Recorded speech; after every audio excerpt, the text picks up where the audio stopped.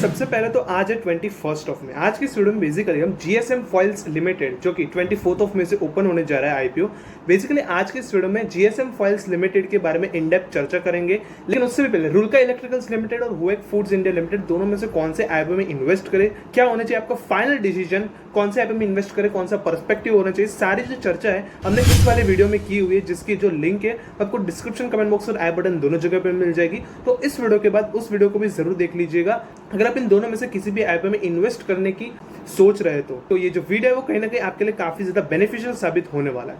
तो आज की इस वीडियो पे आते हैं। तो बेसिकली आज की इस वीडियो में हम जीएसएम फॉइल्स लिमिटेड इंडिया जो कि बेसिकली 24 ऑफ मई से ये आईपीओ ओपन होने वाला है, आज की इस वीडियो में इन आईपीओ के ऊपर इन डेप्थ चर्चा करेंगे। ये कंपनी करती क्या है, इस कंपनी के फाइनेंशियल्स कैसे है, इस कंपनी के की परफॉर्मेंस इंडिकेटर्स कितना चल रहा है, सारे इन डेप्थ चर्चा करेंगे आज की इस वीडियो में। लेकिन सबसे पहले इस कंपनी की वेबसाइट पर चले जाते हैं। तो बेसिकली जो कंपनी, उस कंपनी के नाम से ही पता चल रहा है, बेसिकली जो फॉइल्स होते हैं, जो जितने भी सारे फॉइल्स होते हैं जो कि फार्मास्यूटिकल सेगमेंट में यूज होते हैं, वो एक कंपनी बेसिकली मैन्युफैक्चर करती है।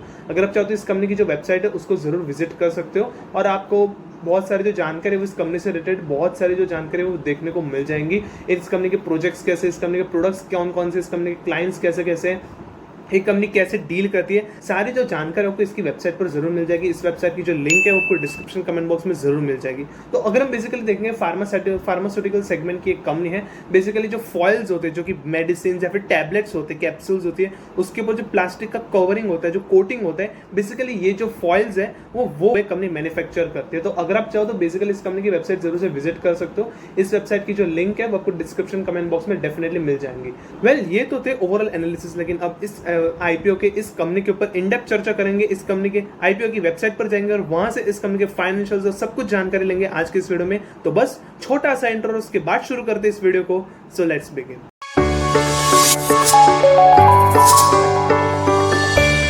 अगर हम सबसे पहले बेसिकली इस कंपनी के आईपीओ डिटेल्स के ऊपर नजर डालेंगे, मींस कंपनी डिटेल्स में, तो बेसिकली जो कंपनी वो 2019 में इनकॉर्पोरेट कर दी गई, ऑलमोस्ट 5 साल पुरानी एक कंपनी है।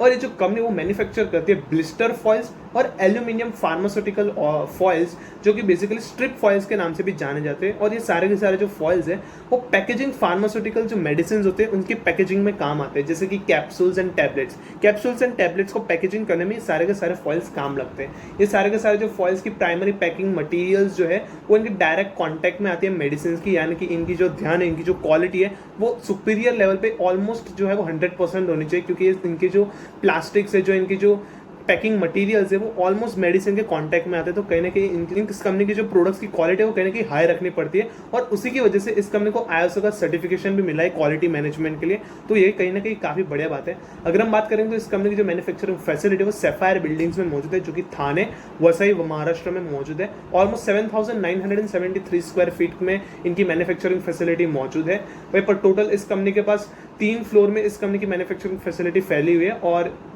इस कंपनी की मैन्युफैक्चरिंग फैसिलिटी फुल्ली इक्विप्ड है विद टूल्स, मशीनरीज और काफ़ी सारे जो भी मशीनरीज, टूल्स होने चाहिए, एमिनिटीज होनी चाहिए। वहाँ पर इस कंपनी की जो मैन्युफैक्चरिंग फैसिलिटी है वो काफ़ी बड़े तरीके से प्रोसेस करती है।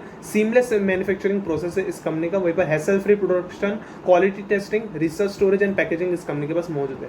देखेंगे अगर हम देख लेंगे इस कंपनी की प्रेजेंस अक्रॉस 13 स्टेट्स में मौजूद है। एक यूनियन टेरिटरी में इस कंपनी की प्रेजेंस है इंडिया में। तो अगर हम कहीं ना कहीं देखेंगे तो कंपनी तो काफ़ी शानदार नजर आ रही है कंपनी डिटेल वाइज। अगर हम आगे बढ़ेंगे इस कंपनी के फाइनेंशियल्स के ऊपर नजर डालेंगे तो पिछले कुछ 2-3 सालों से कंपनी के फाइनेंशियल्स आप कह सकते हो ठीक ठाक से एवरेज से रहे, क्योंकि अगर हम देखेंगे 2022 से 2023 के बीच में एसेट्स काफी बड़े तरीके से ग्रो किए। वहीं पर 31 दिसंबर तक लेटेस्ट के 6 महीने के बाद के अराउंड 2,208 लाख रुपीज के एसेट्स है। वहीं पर रेवेन्यू 7,185 लाख रुपीज से 6,588 लाख रुपीज 23 का फाइनेंशियल ईयर तक थोड़ा सा जो है आप कह सकते हो ड्रॉप देखा गया है अकॉर्डिंग टू द रेवेन्यू के कंपैरिजन में। लेकिन लेटेस्ट में 2,717 लाख रुपीज का बन चुका है।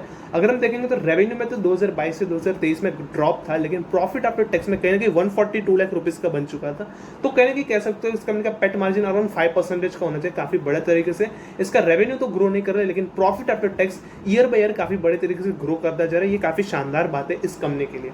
नेटवर्थ की बात कर लेंगे, लेटेस्ट में नेटवर्थ 126 लाख रुपीज का है। रिजर्व्स एंड सरप्लस के सामने इस कंपनी की टोटल बोरिंग काफी बड़ी है। वहीं पर टोटल बोरिंग्स देख लेंगे 1412 लाख रुपीज की, जिसके सामने रिजर्व्स 124 लाख रुपीज के, जो कहीं ना कहीं प्रॉब्लम क्रिएट करने वाला है इस कंपनी का डेब्ट टू इक्विटी। तो फाइनेंशियल्स का ओवरव्यू कर लेंगे पिछले एक फाइनेंशियल ईयर में 8% से ड्रॉप देखा गया इस कंपनी के रेवेन्यू में। वही प्रॉफिट आफ्टर टैक्स में ऑलमोस्ट 124 टाइम्स से इस कंपनी का पेट जो है वो बढ़ता हुआ नजर आया है। तो फाइनेंशियल्स ओवरऑल देख लेंगे तो ठीक ठाक से आप कह सकते हो फाइनेंशियल से। आगे बढ़ेंगे, इस कंपनी के की परफॉर्मेंस इंडिकेटर्स पे नजर डालेंगे। 41 करोड़ के मार्केट कैप पर ये कंपनी लिस्ट होने जा रहे हैं। रिटर्न ऑन इक्विटी 23.62 की है, रिटर्न ऑन कैपिटल एम्प्लॉयड 1.60 की है, डेप्ट टू इक्विटी 11.13 की है जो कि काफी बड़ी है। और ये कहीं ना कहीं जो डेप्ट टू इक्विटी वही प्रॉब्लम क्रिएट करने वाले, सिर्फ 5 साल पुरानी कंपनी है और इस कंपनी के ऊपर जो बोरोइंग्स है वही काफी बड़ी है, काफी ज्यादा बड़ी है। तो कहने की डेप्ट टू इक्विटी प्रॉब्लम क्रिएट करने वाली है इस कंपनी के लिए। रिटर्न ऑन नेटवर्थ 98.27% का है, प्राइस बुक वैल्यू रेशियो 1.27 और profit after tax margin almost 4.59 का है। पर अर्निंग्स पर शेयर 1.53 का है। आईपीओ लॉन्च होने से पहले, आईपीओ लॉन्च होने के बाद 1.3 का बन जाएगा। प्राइस टू अर्निंग्स रेशियो 20.98 का है, आईपीओ लॉन्च होने के बाद 24.64 का बन जाएगा। आगे बढ़ेंगे, इस कंपनी की प्राइस टू वैल्यू रेशियो को इसके पीएस के साथ कंपेयर कर लेंगे तो इस कंपनी का प्राइस बैंड कहीं ना कहीं ठीक ठाक से नजर आ रहा है। 0.19 का प्राइस बैंड नजर आ रहा है, अराउंड 30 से 35 रुपए के बीच में इस कंपनी का प्राइस बैंड रखा गया। तो कहीं ना कहीं देखेंगे तो इस कंपनी की जो प्राइस टू वैल्यू रेशियो है वो कहीं ना कहीं ठीक ठाक से नजर आ रहा है इस कंपनी के पीएस के मुताबिक। अब अगर हम आगे बढ़ेंगे, इस कंपनी के आईपीओ डिटेल्स के ऊपर नजर डालेंगे। 24 मई से ये आईपीओ ओपन होगा, 28 मई तक ये आईपीओ ओपन रहेगा। 10 रुपीज इसकी फेस वैल्यू है, 32 रुपीज का इसका प्राइस बैंड रखा गया है। 4000 शेयर्स का एक लॉट होने वाला है। टोटल आईपीओ 11 करोड़ का छोटा सा आईपीओ है और एनएससी के एसएमई सेगमेंट में इस कंपनी की लिस्टिंग हो रही है। अगर अलॉटमेंट्स की बात करेंगे, अलॉटमेंट्स 29 मई को मिल जाएंगे, 30 मई को रिफंड्स और शेयर्स आपके डिमैट अकाउंट में क्रेडिट हो जाएंगे और 31 मई को इस आईपीओ की लिस्टिंग होनी है। लॉट साइज की बात करेंगे, एक लॉट में इन्वेस्ट करने के लिए 1,28,000 रुपीज इन्वेस्ट करने पड़ेंगे और एचएनए कैटेगरी में इन्वेस्ट करने के लिए 2,56,000 रुपीज। प्रमोटर होल्डिंग की बात करेंगे, आईपीओ लॉन्च होने से पहले 99% की, आईपीओ लॉन्च होने के बाद 73% की रह जाएगी। वहीं पर जीएमपी के बारे में बात कर लेंगे तो हाल फिलहाल इस कंपनी का जो जीएमपी वो वेबसाइट पर शो नहीं किया गया, अपडेट नहीं किया गया।